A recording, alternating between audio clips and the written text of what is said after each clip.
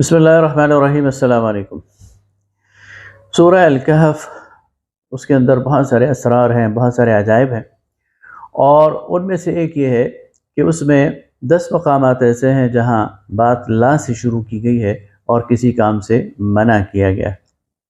اگرچہ ہر کام کا اپنا محل ہے، اپنا موقع ہے، لیکن ان کے کچھ عمومی مفاہیم بھی ہیں جن کو جنرلائز کیا جا سکتا ہے، عموم پر منطبق کیا جا سکتا ہے،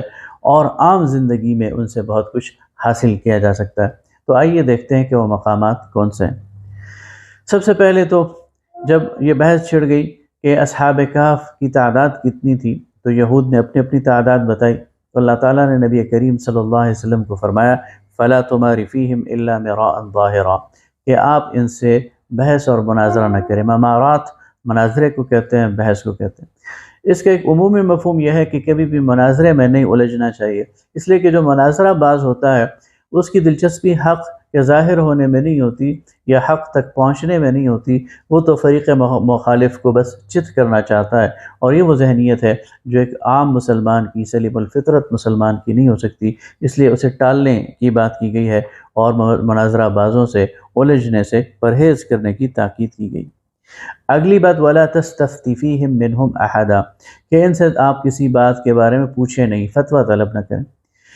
اب اس سے عمومی بات یہ نکل سکتی ہے کہ کسی بھی مناظرہ باز سے، کسی بھی کش ذہن انسان سے آپ کوئی سوال نہ پوچھیں، اس سے کوئی فتویٰ طلب نہ کریں، اس لیے کہ وہ آپ کو مزید گمراہ کر دے گا، وہ آپ کو مزید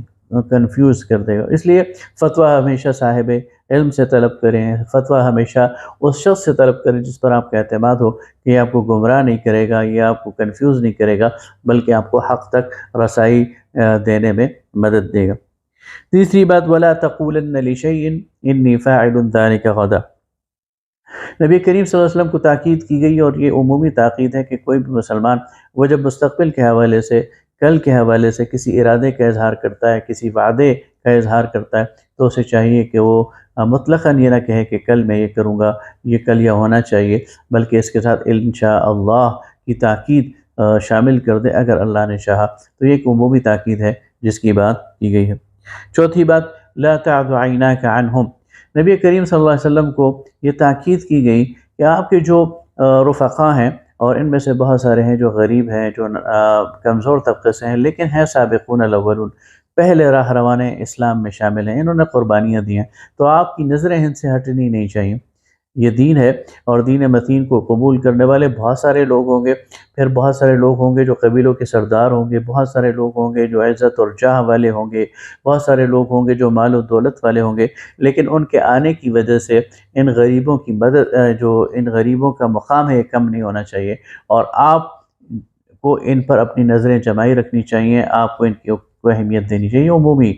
بات بھی ہے کہ کسی بھی تحریک میں جو پہلے ایمان لانے والے ہیں، جو پہلے شامل ہونے والے ہیں، جو پہلے قربانیاں دینے والے ہیں، ان کی اہمیت سب سے زیادہ ہے، اگرچہ وہ غریب ہوں، اگرچہ وہ کمزور ہوں، اگرچہ وہ ناتواں ہوں، تو ان سے نظروں کو نہیں ہٹانا چاہیے اور ان کی اہمیت کو کسی طور پر بھی کم نہیں کرنا چاہیے۔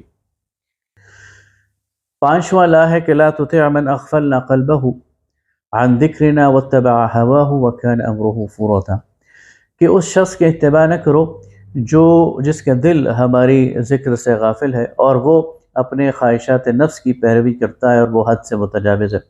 یہ ایک عمومی آرڈر بھی ہے امت مسلمہ کے لیے اور مسلمانوں کے لیے، کہ یہ جو اطاعت ہے یہ انسان کو کامیابی کی طرف بھی لے کے جا سکتی ہے، اور یہ انسان کو ناکامی کی طرف بھی لے جا سکتی ہے۔ اور اس میں یہ بات بھی پوشیدہ ہے کہ ہم جس لیڈر کو اپنا لیڈر بناتے ہیں، یا لیڈرشپ کے چناؤ میں ہمیں یہ احتیاط کرنی چاہیے کہ اس لیڈر کی ڈائریکشن کیا ہے۔ اگر وہ لیڈر اللہ اور اس کے رسول صلی اللہ علیہ وسلم کا وفادار ہے تو اس کا اتباع کرنا چاہیے، لیکن اگر وہ اللہ اور اس کے رسول کا باغی ہے تو پھر اس کے اتباع نہیں کرنا چاہیے، اس لیے کہ جو وفادار ہے اللہ اور اس کے رسول کا وہ ہمیں جنت کی طرف لے کے جائے گا، اور جو باغی ہے اللہ اور اس کے رسول کا وہ ہمیں جہنم کی طرف لے کے جائے گا۔ اس لیے منع کیا گیا ہے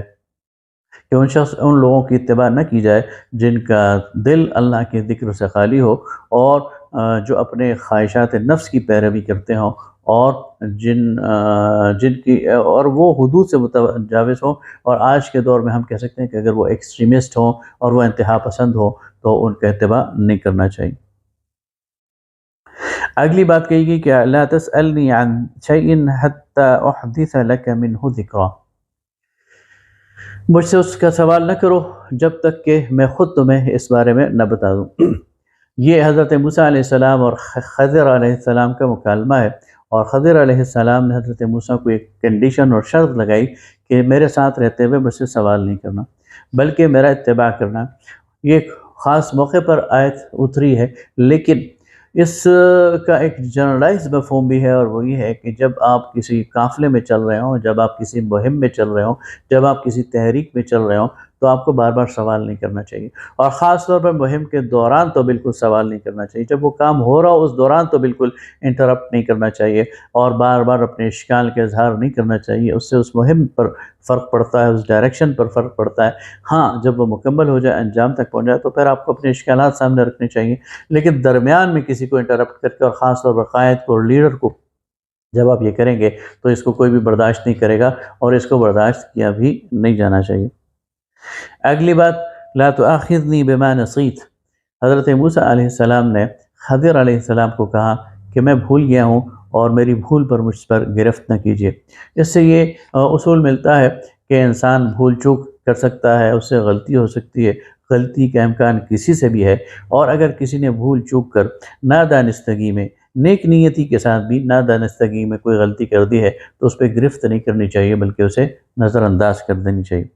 آگے فرمایا لا ترحقنی من امری یسرا، اور میرے معاملے میں سخت گیری نہ کیجیے۔ قائد کو بتایا جا رہا ہے، چاہے وہ جس بھی لیول کے قائد ہو، کہ اسے سخت گیری سے کام نہیں لینا چاہیے، بے جا باس پرس سے کام نہیں لینا چاہیے، اور حت الامکان درگزر کرنا چاہیے۔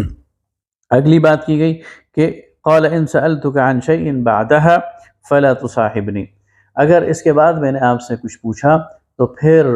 آپ میرے ساتھ نہ رہیے گا، قد بلغت من لدنی عذرا، آپ میرے بارے میں عذر تک پہنچ گئے۔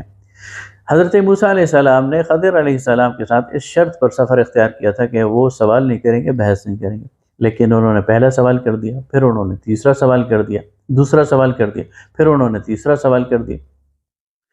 تو یہ اس سے یہ معلوم ہوتا ہے کہ ایک شخص اگر ایک غلطی کرے تو درگزر کر دی جائے گی، دوسری غلطی کرے تو اسے درگزر کر دیا جائے گا، لیکن تیسری غلطی کے بعد پھر درگزر کی گنجائش نہیں ہے، تیسری غلطی کے بعد پھر عذر کی گنجائش نہیں ہے۔ اس لیے 3 غلطیوں کے بعد پھر راستے الگ ہو جانے چاہیے، پھر سزا اور جزا کا جو نظام ہے وہ قائم ہو جانا چاہیے، اور اس کے بعد پھر قانون کو نافذ ہو جانا چاہیے، اور یہی ہوا کہ پھر حضرت خضر اور حضرت موسیٰ کا راستہ جو ہے وہ جدا ہو گیا۔ اور 10ویں بات کی گئی وَلَا يُشْرِكْ بِعِبَادَةِ رَبِّهِ أَحَدًا، اور وہ اپنے رب کے ساتھ عبادت میں کسی کو شریک نہ ٹھہرائے۔ تو اس میں شرک کی ممانعت قرآن پاک کی ایک اہم تعلیم ہے، اور شرک سے منع کیا گیا۔ تو یہ وہ 10 لا تھے جو کہ سورہ کہف میں بتائے گئے، اور ان سے جو جنرلائز مفہوم ہے وہ بھی اخذ کیا جا سکتا ہے۔ اللہ تعالی ہمیں قرآن کو سمجھنے کی توفیق عطا فرمائے۔